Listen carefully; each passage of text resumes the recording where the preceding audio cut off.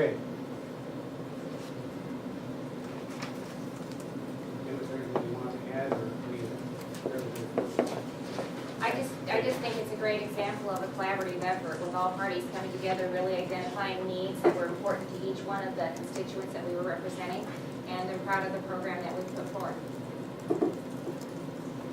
I would also say, you know, for the last, I think, 4 years, we've had something called the School Tuition Organization, STO, and that uses a similar sliding scale and has made a big, big difference. I know my wife and I have contributed to that for I think since it started, to help kids that go to the Catholic grade school up in Boone, Sacred Heart.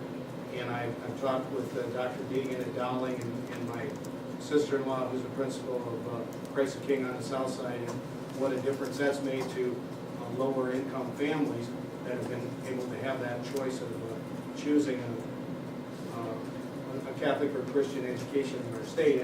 And I think the experience that a lot of these schools have had with that, I think will make it easy to make the transition to this sliding scale we have on the scholarships available here for the preschool program. So with that, we'd open it for questions. How did you decide upon $3,000 when I believe the cost is more than $6,000? Well, you're talking about high school education. First of all, it's not $6,000.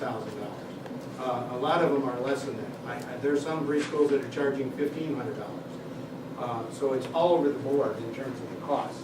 Governor, excuse me, the cost right now for preschool is about $3,500 per child, and a lot of school superintendents said that was more money than they needed. So in consultation with them, we arrived at $3,000. Right. So we looked at it, and they are all over the board, but we felt that $3,000 was a reasonable figure. The $3,500 is what it was last year, but frankly, we're trying to serve.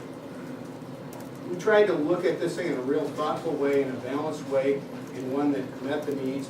And obviously, I think the figure you're using was the school aid figure, which is, you know, obviously it costs a lot more to teach people in high school than it does in preschool.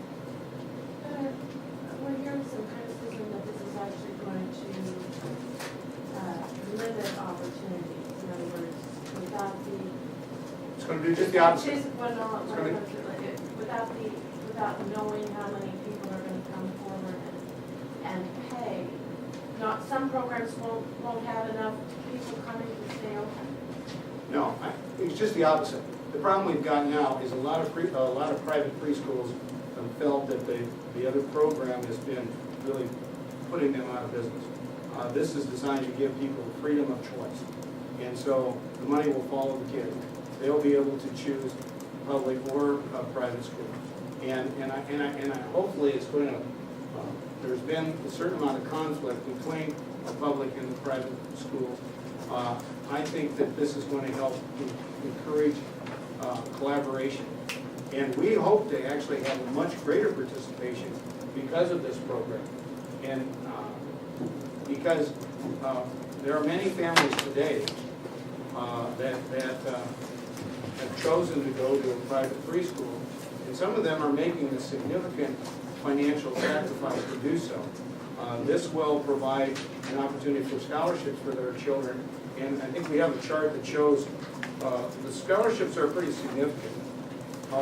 As you can see, for the very low income people, it would be only $3. This is under 100% poverty, only $3 a month. That's a very modest contribution, but the reason why it is so modest is because there is also daycare subsidies, and we want them to choose to go to a preschool as opposed to just have them in daycare because it's cheaper. It's based on about 70% participation, which I think is a fairly good projection that we're making with the numbers that we've included. Also included in that is we're going to do a better job, doing a better job of tracking and assessing the children so we can provide some of the statistics that you're looking for. Right now that's not being done, and our hope is to put a program in place where we can really monitor that the program is doing what it's intended to do and reach out to the students that we're trying to get. So I agree with the governor. I think we're going to increase the number of students that will be attending preschool and give families options to go to where they want to go. When you say 70% participation, you mean 70% of 4-year-olds will go? No, Right. well, that's based on the number of statewide four-year-olds eligible, and the projections that we're using is 70% participation from the pool. Okay, so And do you know what the participation was with the program we've got now? We have about 39,000 four-year-olds in this state, and about 20,000 of them, of all income levels, are participating in the preschool program, the state voluntary preschool program. So it's only about Do you 50%. expect that to go up? Yes. Expect that to We go up? want the percentage of lower income families participating to go up, and we hope that percentages of more affluent families go up as well. This program was developed, the way this program was developed was really a model of collaboration. We talked to the field, we talked to other agencies around the state, we talked to experts, we talked to budget analysts, and so we involved as many smart people as we could, brought as many people to the table as we could in developing the program to try and minimize any faulty assumptions in the budgeting. So I think we're in pretty good shape. What's the range that parents would pay? If low-income people would pay $3 a month, what's the most that a parent would pay? Defer to Linda has. So we have that chart. We do. And then when you said, Governor, that the state money would follow the child, do you mean the parents would get the state money and then they would give it to their school? Or No, it would go, explain how that's going to Sure. Parents can enroll in any program that's eligible. And so they can go to a state website and type in their zip code to see the eligible programs that meet the quality standards that are available in their community. So they would then enroll their kid in that program with the school district. The state money will flow to the school district, and the school districts will pass that on to the eligible providers. The parents would then make their component, their payment to the provider directly. So that could be a school district, or it could be a nonprofit or a private provider, depending on where the kid's enrolled. And Jennifer, to answer your first question, the smallest contribution, as the governor said, is $3 a month. The largest is $133 at 250 to 300% of poverty. Right. And for a family of four at 300% of poverty, that's $67,000. So it will help and obviously the larger your family, we have a chart that shows that for a family of two, this would be a single mother with one child, would be up to $44,000 that they would receive the scholarship. And the scholarship, even if the scholarship, as was pointed out, it covers everything except $30 up to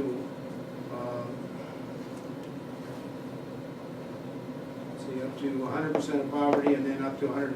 Then it's $150 a year from 100 to 150, and then it's $300 a year from 150 to 200. Then it's $899, about $900 from 200 to 250, and it gets to $1,199 or $1,200 for 250 to 300%. So there's still over half up to the 300% of poverty. So we think it's definitely affordable at pretty much all levels. I want to make sure I'm clear on how the money flows. The public preschool program, the money goes to the school district, passed along to the preschool provider.